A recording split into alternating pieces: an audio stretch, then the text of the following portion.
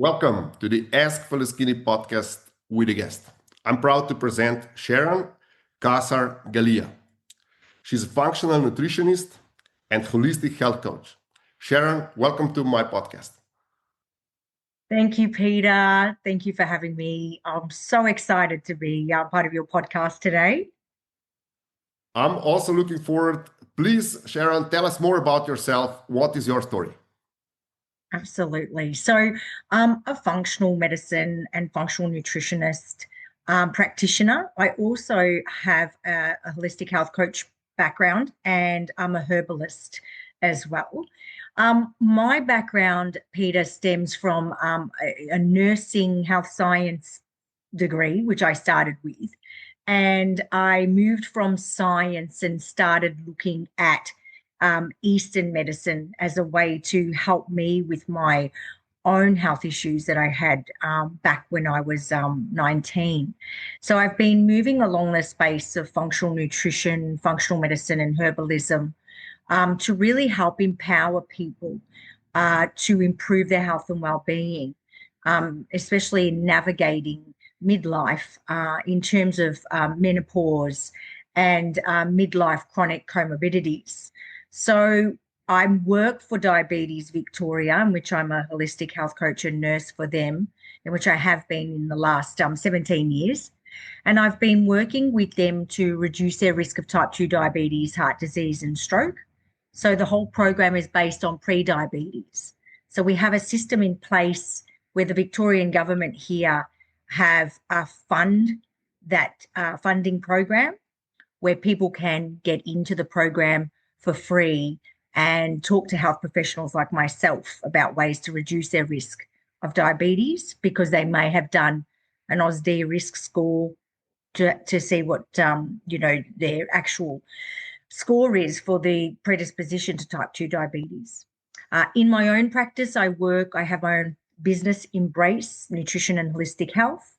I also work on cardiometabolic issues with men and women, and I also work in the gut, adrenal, thyroid, and hormonal health area. So I do a bit of that as well, Peter.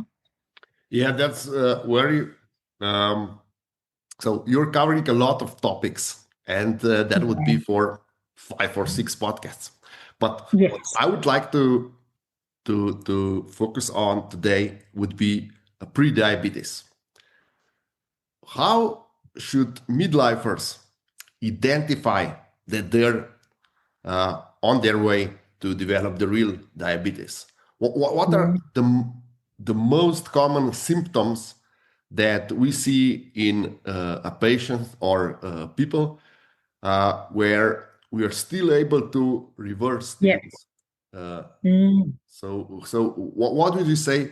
What should midlifers pay attention to? And where is this point where they just need to take their diet seriously? They need to rethink their lifestyle choices if they want to avoid serious health problems. Yeah, that's a really good question, and something to really, there's a lot of fat we can chew around that, Peter. So often people in the midlife stage won't recognize that they are at risk of type 2 diabetes. The actual indication of that mainly comes from the fact that they may have had their labs done. So people, by the time they get to age 50, may, have their full blood test done and may notice that their HbA1c, which is the glycosylation of blood sugars over 3 months, might be higher than normal. They might actually see that their cholesterol levels, in particular their LDL cholesterol, which is their bad cholesterol, could be higher than what it should be. They may suddenly be told by their general practitioner or by family members or that their waist measurement may be increasing, and that's part of that metabolic syndrome. So often with the first symptoms of pre-diabetes, men and women will be faced with, increased hunger, increased cravings, issues with weight loss, even if they're exercising and eating in the same way that they were always eating. They could eat a certain way, in your 20s and 30s, parts of your 40s, and then all of a sudden the metabolic shift and metabolic flexibility starts to change. So they will notice that specifically. Some women, as opposed to men, will probably find that they will have the menopausal shift where their moods, it might affect their sleep and their stress levels. So stress and blood sugar goes hand in hand. They might find that their cortisol level, which is their stress level, and their blood sugar level are both sort of wreaking havoc on their health at nighttime. So there might be some disruption with their sleep. Another indicator could be gut health as well. So they might find that they have suddenly are not maybe metabolizing food as well. But unfortunately, for a lot of people, and I know here in Australia, where in Victoria, where I am, the leading, well, type 2 diabetes is quite prevalent here. There are people on the pre-diabetes side don't realize they're there until they actually have been to their doctor, maybe to go check a sore toe or, check something else. And then the doctors just said, oh, boy, well, while you're here, let's have a blood test, or let's check your blood pressure, and find that their blood pressure is quite high. And then from a swollen toe that they stumped, they come home with a pre-diabetes diagnosis. And that can be very, very difficult for people to comprehend as well. Okay, so I'll ask the classical questions. Yeah. How important is the diet in the pre-diabetes phase? Can we reverse it with the right diet? Absolutely. So pre-diabetes is 100% reversible, and can be, with lifestyle interventions and diet and nutrition specifically, can be reversed. You can improve your metabolic markers. You can improve your blood sugar balance, your blood sugar levels, as well as your cholesterol levels and your liver, and everything else. So it is important to factor in nutrition as a part of a protocol to reduce your predisposition to type 2 diabetes and diabetes risk. So making sure, here in Australia, we're a bit of a constipated country. And I know it's a bit like that in the US as well, where we're not actually aware of our elimination. So we're eating and we're not aware of how much we should be, how our bowels and our stools should look. That's an important part of the whole gut, and also part of the elimination pathway. So food, really good food, is so important. We have a lot of processed foods. We're eating a lot of trans fats and hydrogenated fats. We're eating a lot of foods that have a lot of, toxins in them, and fertilized foods, which are becoming, problems with obesity. They're obesinogens.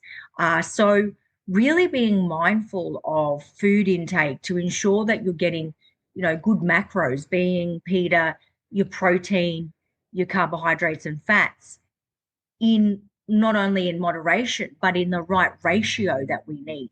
Because suddenly, when metabolic flexibility starts to change as we reach midlife, you need to look at the way that you're eating. And also you may need to change and fine tune a few things around your eating and your food and your meals and your meal planning. You can't have heavily processed foods, perhaps. The other problem too, as we reach midlife, some people are also realizing it with insulin resistance. There could be some gut issues starting to happen as well. So they're not suddenly able to digest certain foods. They find that I was once able to eat this and now I find I'm not digesting well. And they could end up with nutrient deficiencies and so forth. So it's really important, if you are pre-diabetic, is to work closely with someone who is able to steer you in a way to help you with nutrient assimilation, and also to give you the proper meal planning. because there's so many different diets out there that we get so misled about and can be so confusing, and there are so many different misconceptions to, like the intermittent fasting, to the keto diet, to certain other supplements and nutraceuticals and powders and things. People are not eating they're taking their foods in the form of liquids, which can exacerbate diabetes. We know that also frankenfood, so those plant-based meats that are the pretend burgers or sausages, with the chemicals that they have in them. I've seen many clients that have come to me who have ended up with type 2 diabetes as a result, who didn't have it before, as a result of eating these foods suddenly. So they're not eliminating these chemicals, and that is pushing the whole blood sugar issue and insulin resistance issue. So there's a general consent that if you are diabetic, then that you should cut sugars and carbs. Is that a good way to go? No. See, I think where the confusion is, Peter, is the carbohydrate confusion. Mhm. So what we do know is that if someone does have diabetes, they need to be mindful of their carbohydrates and what types of carbohydrates they're having, and counting some of those. But in pre-diabetes, and what is a big problem here in Australia, I'm going to talk about, and I know in the US as well, is that we're having a lack of fiber. So Mhm. we should be having, like, 30 grams a day of fiber. And I think on average we're getting about 5 or 8 grams. Now, this fiber is in the form of carbohydrates. So what we tend to do is we think, okay, so we suddenly have this diagnosis of pre-diabetes. I need to cut out carbohydrates altogether because I need to cut out sugar, which is not the case. What we need to cut out is refined carbohydrates. So like your sugar, your white foods, some white pastas, some white rice, like jasmine rice, foods that are going to have a higher glycemic index, which means that they're going to have a higher glycemic load on our body, which means we're not going to be able to balance the blood sugars so well. And that's where the pouring of sugars start to come out into the bloodstream. So people then are cutting out not only those, but they're cutting out good quality carbohydrates like your brown rice, your quinoa, your pulses, lentils, chickpeas, kidney beans, all of those sorts of things. And they start cutting that portion of that roughage of fiber that we need for gut health, that we need those antioxidants from fruits and some vegetables for insulin resistance. So they start to severely, and I see this in menopause a lot as women face the challenge of weight gain, where they start to intermittent fast and then go on to severe keto diets because they're worried about the weight gain, is that they're missing that portion of fiber from these good quality carbohydrates. And it's those good quality carbohydrates that nourish the gut, that nourish the microbiome. Like in Tanzania in Africa, they have a very good gut microbiome that's flourishing. In the US and in the Western world, we have a very barren type of microbiome. I mean, we're wiping that out in so many different ways.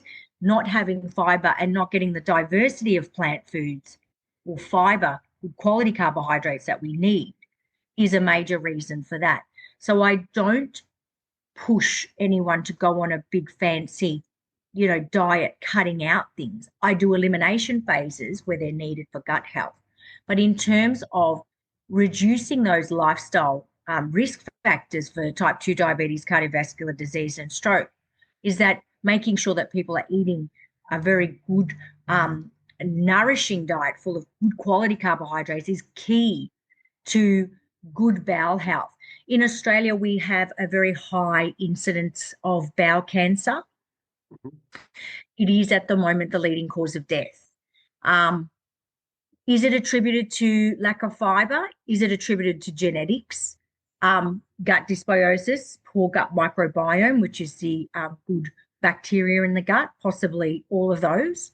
But we know improving fiber diet is important, given that I think in the last, there was a survey that men and women at the midlife are not getting the recommended daily requirement of fiber a day and missing portions of these foods. I notice working with people in the diabetes program specifically and working with people in functional medicine, a lot of them don't know how to cook pulses. So they don't know how to use lentils and chickpeas and kidney beans. So I come from, my mum is Italian, so we were brought up with lentils and pulses. So I would watch her prepare them, soak them, prepare them, cook them, and use them in different meals. Not a lot of people here know how to use them. So they're often dismissed and they're not in their repertoire of eating. Okay. Yeah. Can we touch one more topic that I usually talk about also concerning Yes. with diets, the supplements. Can we supplement the missing fiber? Is this possible, or should this fiber be out of the healthy diet? That's such a good question, Peter.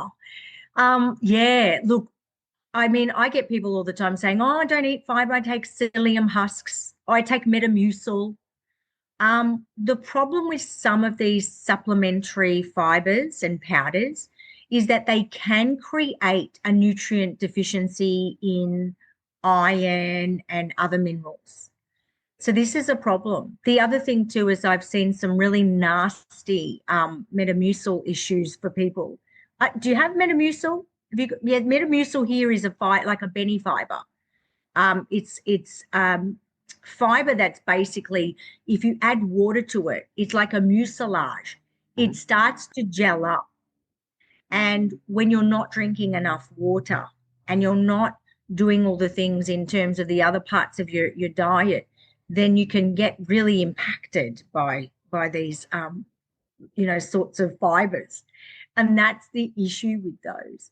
There are a lot of different supplements to help with improving the gut bacteria, and obviously, probiotics and prebiotics are good. But for myself, look, with the work I've done in functional medicine and functional nutrition over time, and the work I've done with reversing prediabetes and reversing type 2 diabetes in clients too, nothing is better than getting pre and probiotic foods into the gut and to really improve the motility of the gut and help improve when we're improving intestinal motility, when we're improving gut motility and gut bacteria and this beautiful garden that we need to have in our gut, we're also improving our blood sugar levels at the same time. So there's nothing better than chewing on foods and getting the production of starch in our mouth. I mean, that's the first part of the breakdown of food. And that comes with chewing the food. And that's the first part of the digestive process. That's also important for the emulsification, not only of fiber, of fat as well.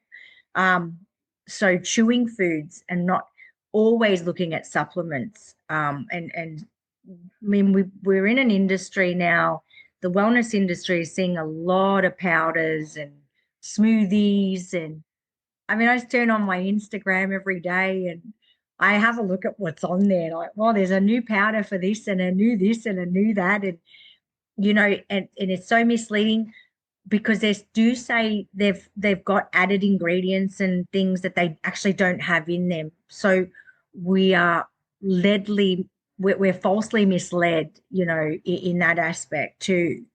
So we think a gummy is going to resolve all of our problems, when it could be just a really nice healthy meal that we need to incorporate at lunchtime instead to balance your blood sugar levels, So how important is meal prepping and having the diet for the whole week ahead and knowing I'm going to eat 2 or 3 times a day? And how important is the schedule of the meals so that you have, for example, lunch at 12 o'clock every day?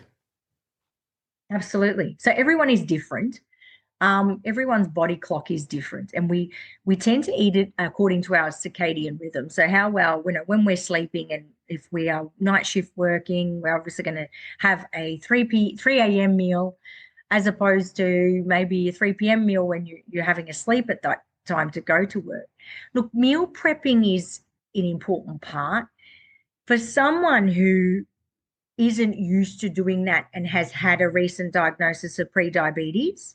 It can be overwhelming and daunting to think about that, because suddenly they're being told they need to change the way they're eating and they need to start meal planning and meal prepping. So buying and preparing food.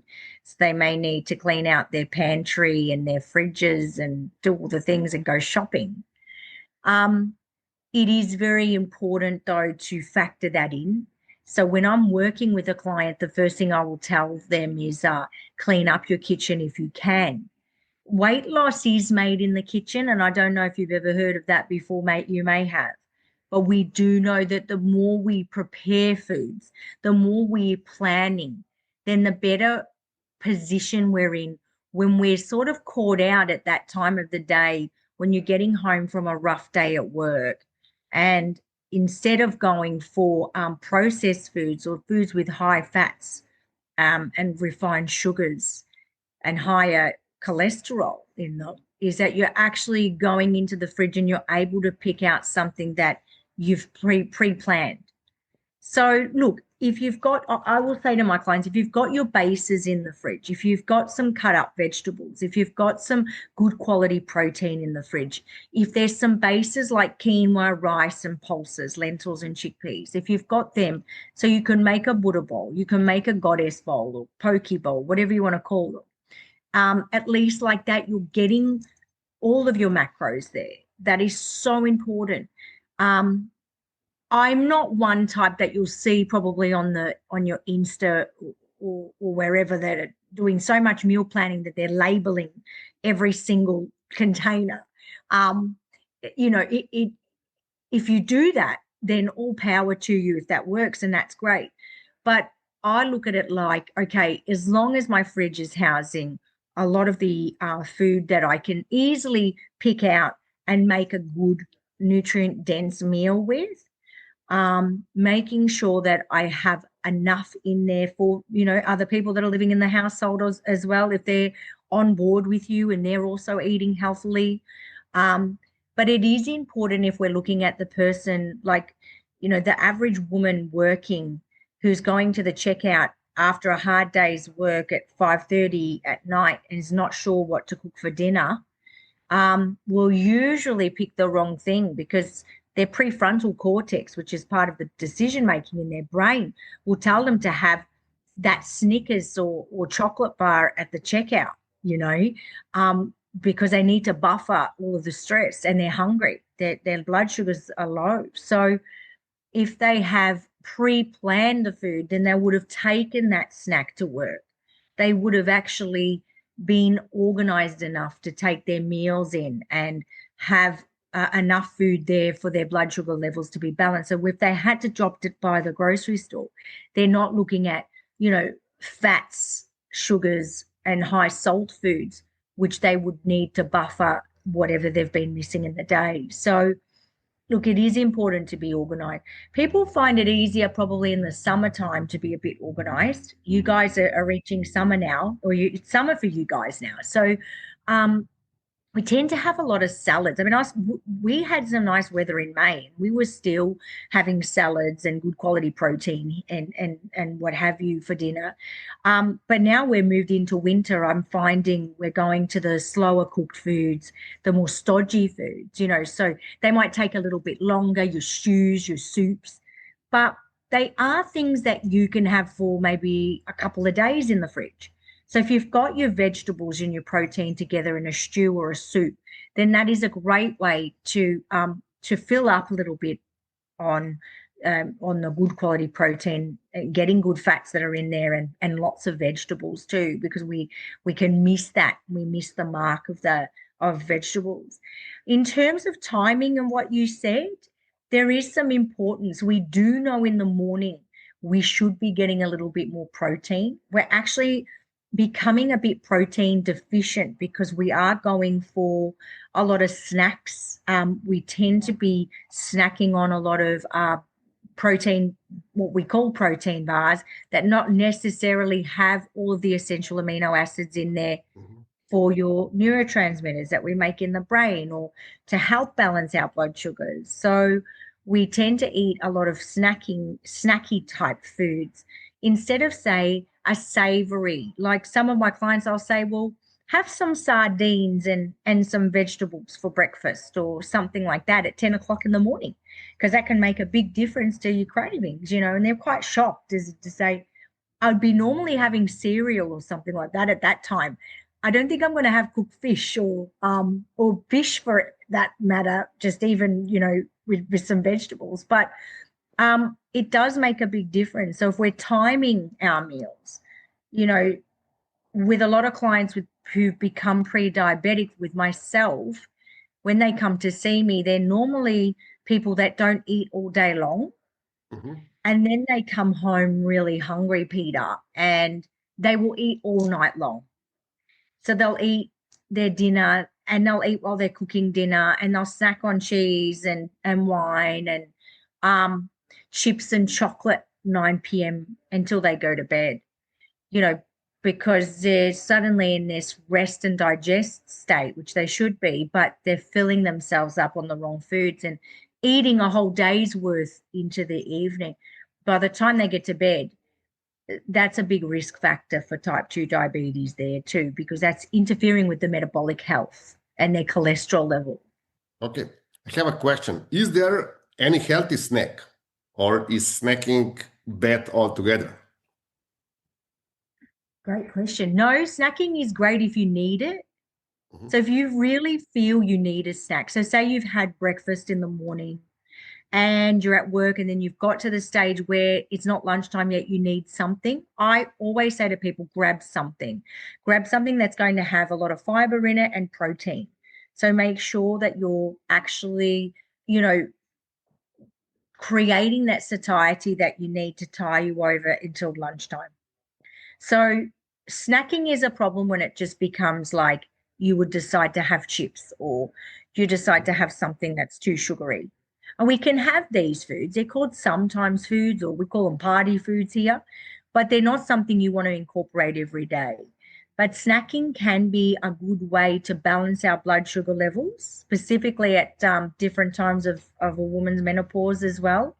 And for men that are really challenged with changing their diet, they might find that they'll need that extra sustenance as well. And look, things like your nuts and seeds are always great.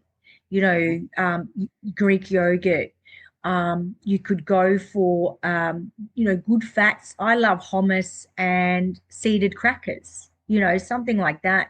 And I love my nuts and seeds as well. Some egg popcorn is good. Dark chocolate is really good. So Mhm. sometimes we just need that magnesium in there. And there are some beautiful minerals in there as well. It's a feel good too. So sometimes we're just looking for that. If I find I just want a quick snack, that's a good one to have. I think what we tend to do, Peter, is we will snack a lot on maybe too much fruit when someone has pre-diabetes.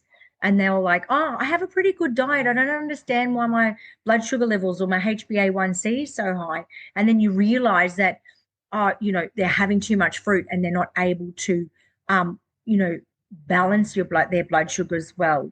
That's causing the insulin resistance as well. So, eating some protein with that or buffering it with some good fat is always a good way.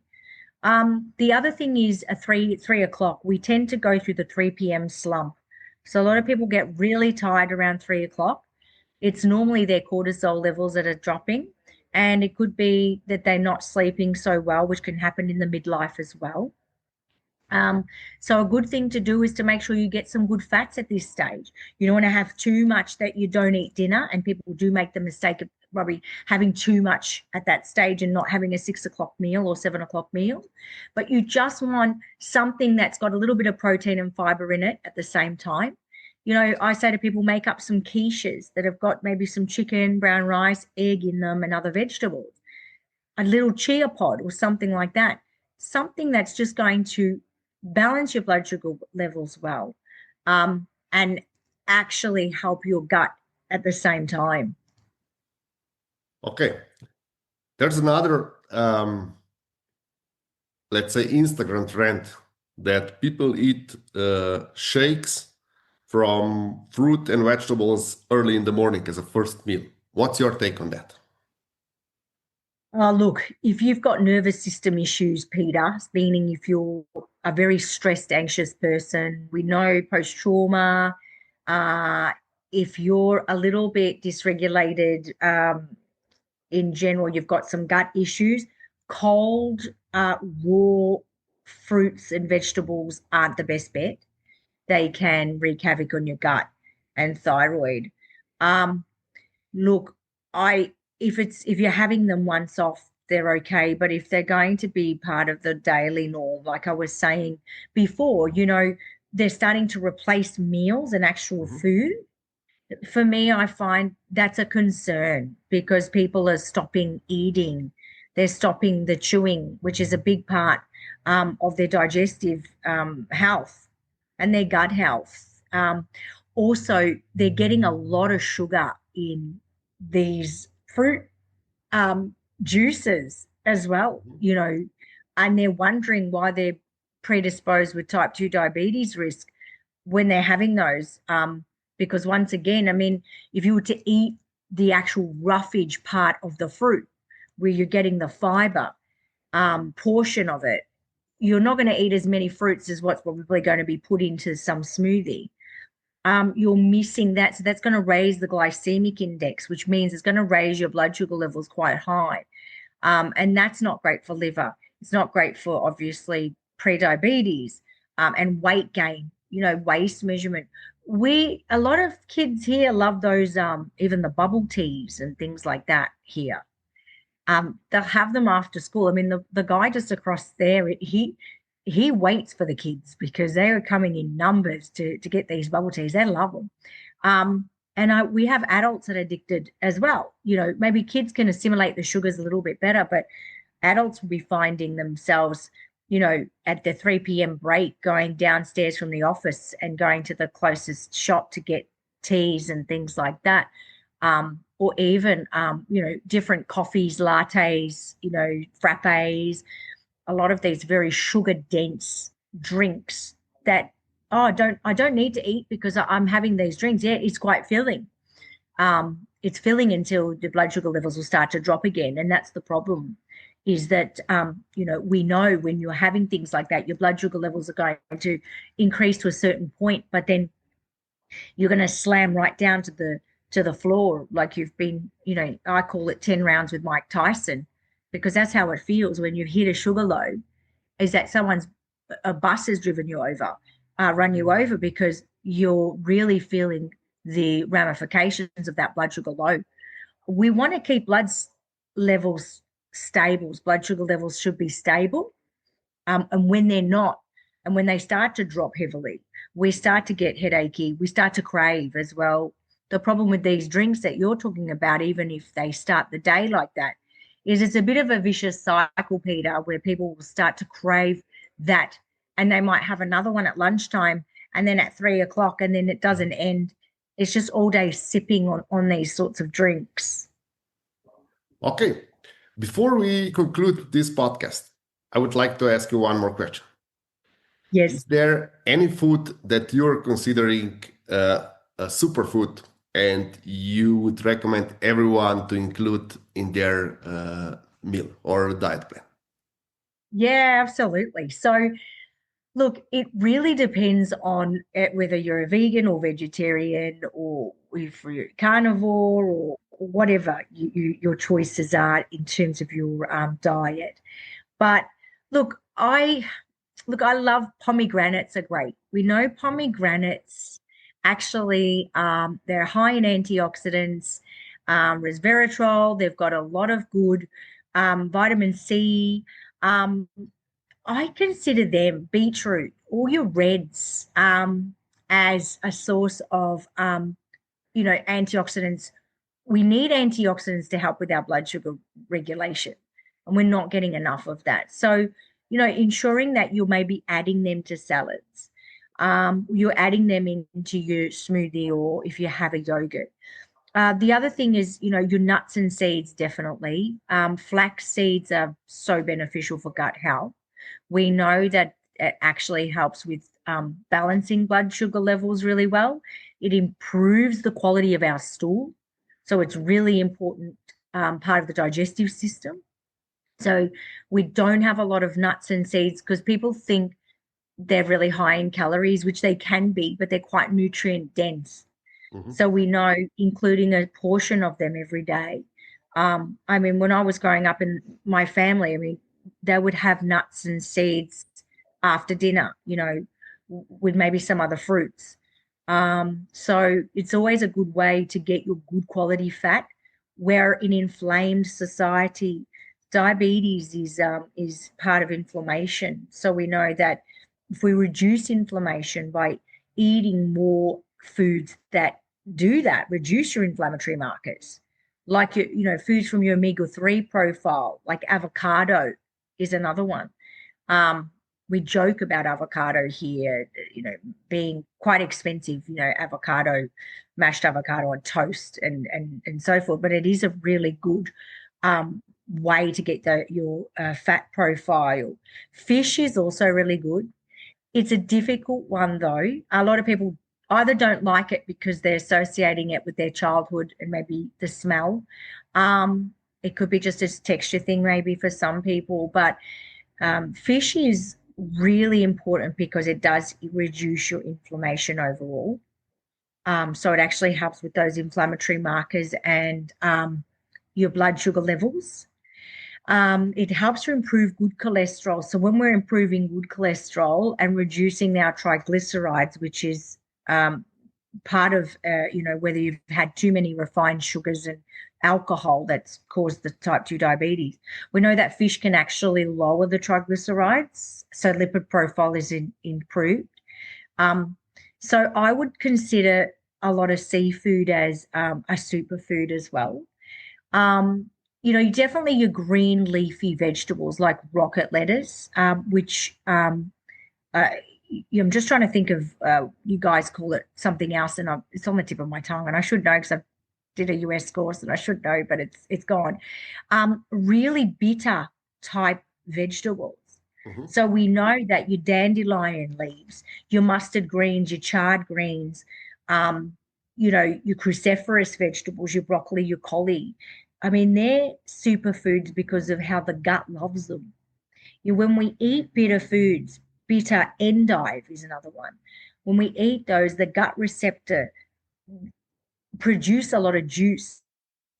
It loves it. It breaks down food. It helps with hydrochloric acid in the gut, helps to improve your blood sugar levels, helps to improve the metabolic markers and your lipid profile to reduce type 2 diabetes. So I'll say to my clients that are working with me with the diabetes program, have at least one salad a day that doesn't have iceberg in it, but there's at least it's got leafy greens like, that are dark green, you know, that have a variety and diversity of plant foods. Um, all of the other plant foods, not missing your quinoa, your lentils and pulses are really important. Not everybody can tolerate them if they have certain gut issues, and some people don't go for grains as a result of that. And I say to people, if that is an issue, then we need to look at your gut health in improving that. But, just being mindful of where your plant foods are coming from is so important. Um, I mean, they would be, my main ones. I have only started red meat this maybe in the last 7 months. I was only a bit of a pescatarian and eating poultry. Red meat does take a place because it's full of B12. It can be really beneficial for gut health and improving iron levels. So, if you're vegan or vegetarian, obviously you're not going to go down that pathway, and you'd have to make sure that you're getting your iron and your B12 from other sources, maybe phytoplankton or other sort of sources as well. But in increasing your omega 3s, but ensuring that you're getting good quality protein for me is a superfood, really, whether that's poultry, good quality fish, wild caught, or whether it is grass-fed meat, particularly. Thank you very much. I would just have another question regarding the protein, and you're talking sufficient protein. Is that is one what's it called gram per ounce of body weight enough? Yes, because I think it is because I feel too many people are having too much protein in their diet, Mhm. which can have an adverse reaction. And when they're having more than the daily recommended amount, they'll tend to have a lot of their urea levels start to increase in their blood, or Mhm. they'll have some kidney issues. Their cholesterol levels starts to increase. If they're not eliminating foods properly and they're not having a bowel elimination daily, a lot of people don't know what kind of bowel movement they should be having as well. And they're not maybe they might be backed up a little bit.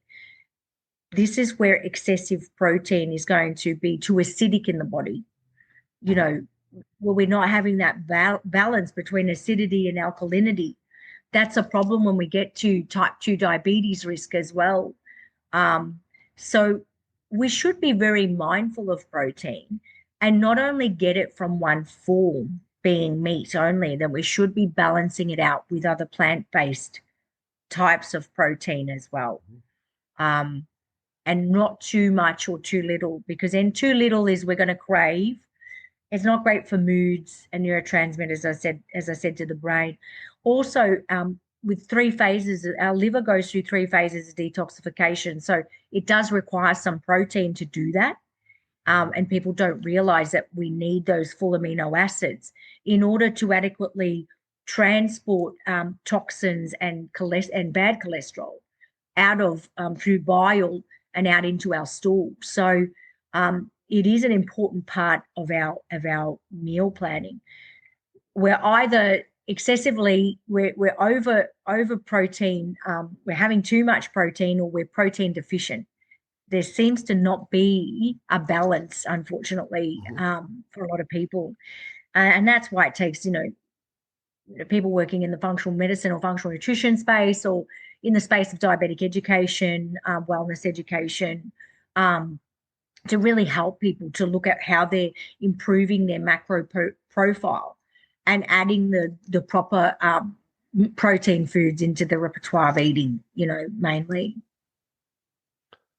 Okay, that is great. Thank you, Sharon, for all this insight. I hope we can meet again in another podcast for Yes. other topics. Um, and where can our listeners and viewers reach you?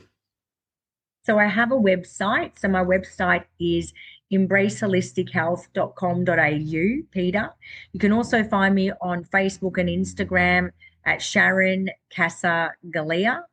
And also, I am the holistic health and wellness coach, which you can find me on Instagram and Facebook as well.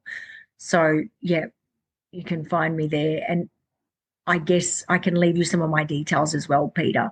Yeah, I will include everything in the description below. And Sharon, thank you for sharing all this info with our followers. Thank you so much for having me on, Peter. I had a great time.